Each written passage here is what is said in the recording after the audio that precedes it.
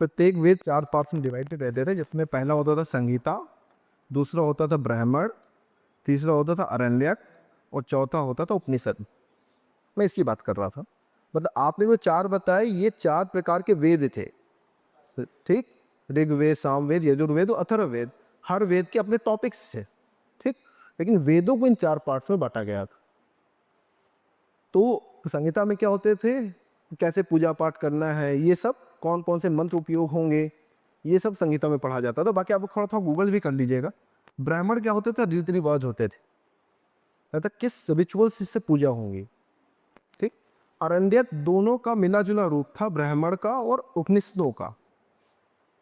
और उपनिषद basic core philosophy होती थी। तो अगर आपसे क्वेश्चन पूछ रहे कोई कि वेदों के किस भाग में दार्शनिक चिंतन है, तो किसमें है, उपनिषद में। आपने क्वेश्चन आया हुआ है कि उपनिषद क्या होता है, ठीक। तो इसीलिए जो फिलॉसफी के सदस्य में एक फिलॉसफी वेदांत फिलॉसफी, यानी वेदों के अंतिम भागों के ऊपर चिंतन, वेदांता। ये बात समझ में आई। तो यहाँ तक आप समझिए कि यहाँ तक की पूरी क्लासिकल जो भारत के शुरुआती चिंतक थे, वेदों के ऊपर जो चिंतन करे, तब तक तो रामायण महाभारत दिख नहीं रही, ठीक। रामायण महाभारत थे भी नहीं, किसी भी वेद में भगवान राम से कोई लेना देना ही नहीं, ना किसी को कुछ पता है।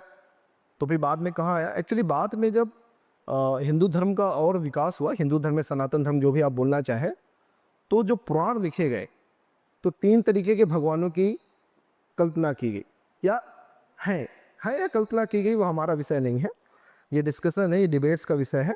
3 तरीके कौन कौन से भगवान हैं, ब्रह्मा विष्णु महेश।